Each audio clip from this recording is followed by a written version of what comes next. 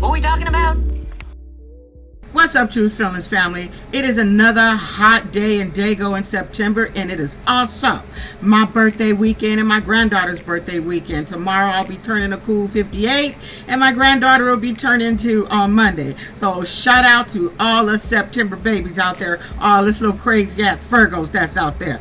Now, you guys, last night's episode of Love After Lockup with Hope and Arthur, that hit different for me. For those of you guys that are new, I've been working in mental health for the last 23 years of my life.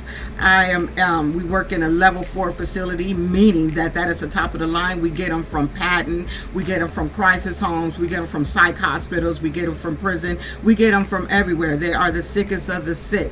So I have a problem with production not having a counselor on site, because had they had a counselor on site, they would have known not to let that boy continue to be outside as he is going through anxiety and dealing with his PTSD. You got all the stimuli around him, buses, trucks, and he's seeing demons, and she should have walked him in, since it seemed like that was the only one he could really trust, because Hope was the demon he was looking at. She the one triggered his PTSD. I say this all the time. I had a son that did 14 years.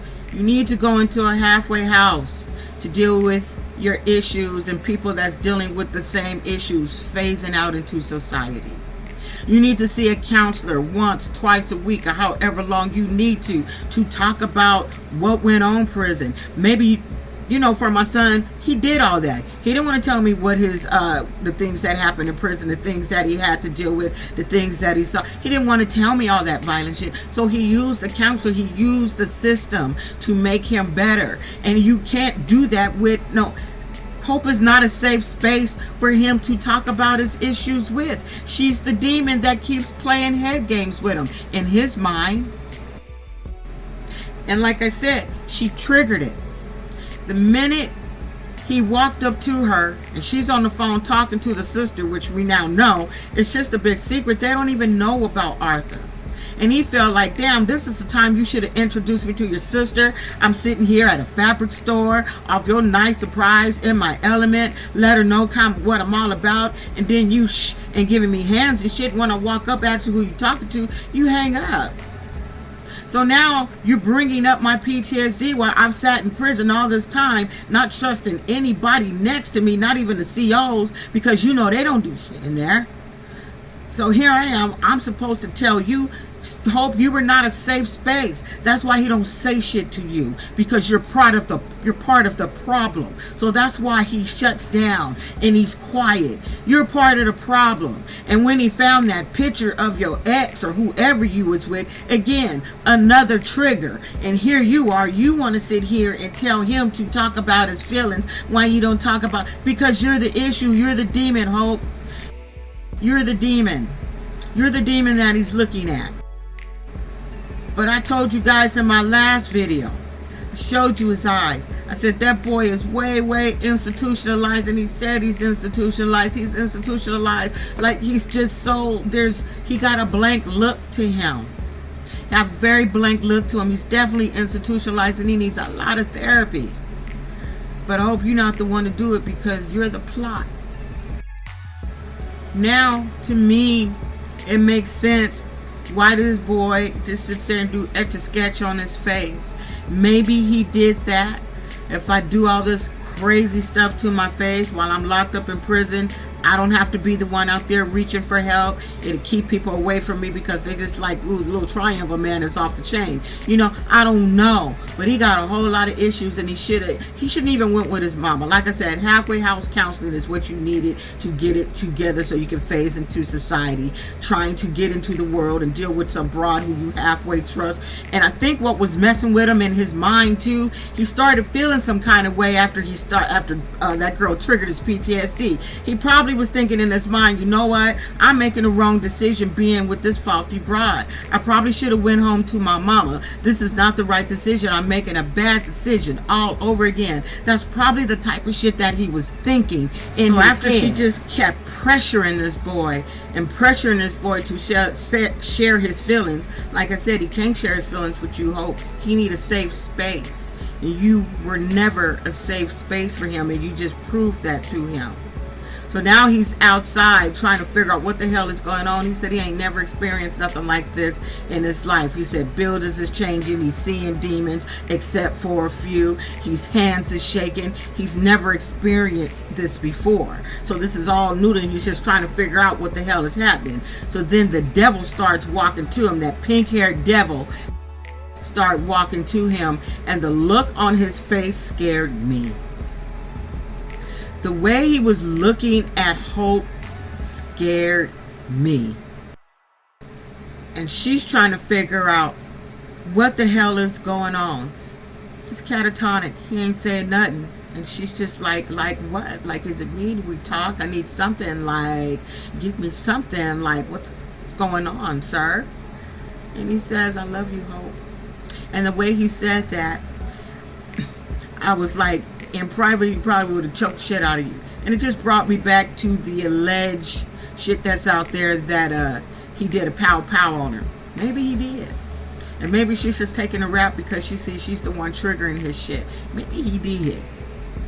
Because that look right there was, I can't trust you. And I'm looking at a demon. He didn't want to hug you, Hope. And you tried to make that shit about you. You tried to make that about you. You see me. Can you? It's not about you. You were the problem. And girl, first of all, when they was in this kitchen and he was cooking breakfast, I said, I don't know what the hell she wearing, but she looked like she got on a shirt that she used to could fit, but can't fit no more. Looked like the shit shrunk in a dryer. I ain't body shaming. I'm clothes shaming. I don't know what she was doing with these clothes. And that little onesie she had on, that didn't do no better. I'm like, Hope, what are you doing? Put some shit on that's for your body shape, because you look at a whole ass mess with this onesie and this little belly shirt that's showing way too much. Girl, don't know. No, you need to knock that off. That wasn't even cute at all. I'm sorry, I had to say something about that. And I hope you guys don't feel like I'm body shaming, because that's not what it is. It's definitely not what it is. Her clothing choice was really off the chain, and it just wasn't working for her. So instead of, again, walking him back inside the apartment or just getting off the street away from the noise, they called Mama. And you could tell none of these people are counselors. These are production. And they don't know what the hell they're doing. So the only thing they could think to do is, well, let's call his mama and see if she can get him out of this damn catatonic state that this boy is in. I don't know what to say about that scene other than it just like really hit hard. This week on one of my caseloads, one of my people decided to be a jumper, didn't make it. Someone on someone else's caseload let them set themselves on fire. So it's been a very rough like end of the week. And I watched that episode twice. There's no acting there. There was nothing there that said these people was making anything. You just can't. And my heart went out to him, because I see this shit every day and nobody knew how to deal with it.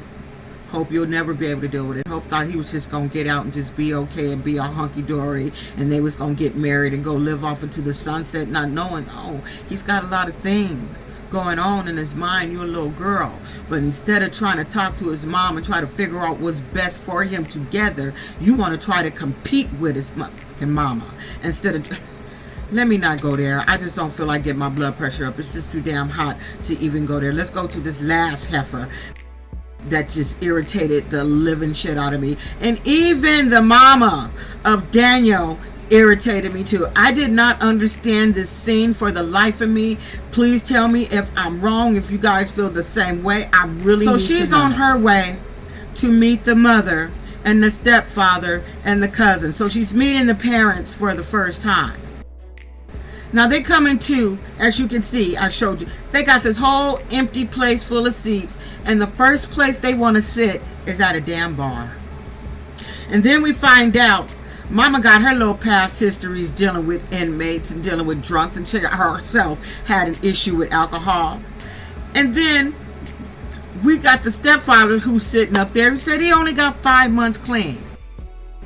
But then you got Bianca sitting here drinking, and you got the cousin sitting there drinking, and I'm sitting there looking at the wife. Is what kind of fucking wife are you to have your husband being 5 months sober, and just because this goof bitch want to drink, you gonna sit there at a bar and she couldn't contain herself to not drink for that 1 minute? Like, are you serious? But the whole thing to me was bullshit, and I'm gonna tell you why. And I don't know if you guys notice it, and I could be reaching. Every time this girl brought up drinking or liquor with the mom, she did this, or she did this, or she did this, or she did this, like she was giving a mom a signal as this is what you do next. That's what it looked to me, her and that goofy ass look on her face. And when the mother started crying about her son passing away because he OD'd in 2022, she almost still had a goofy ass look on her face. I was like, you ain't gonna hug her or nothing. She just like had this look on her face. I don't like this girl. I don't like this girl. And now I don't even like Daniel's mama because she ignorant as fuck. Because there's no way in hell I might be sitting here talking to you about my son, worried about you and your liquor habit, but we sitting here at a bar. What are we doing here? What are we doing here? We TV, stop playing. Get this silly ass girl off, because she is annoying anybody who has an addiction in the past or currently, that she just have no clue and don't give a shit that her drinking is not going to cause a person with alcohol issues to drink. And I don't like this. I don't like her. Please let her fall off a building or something.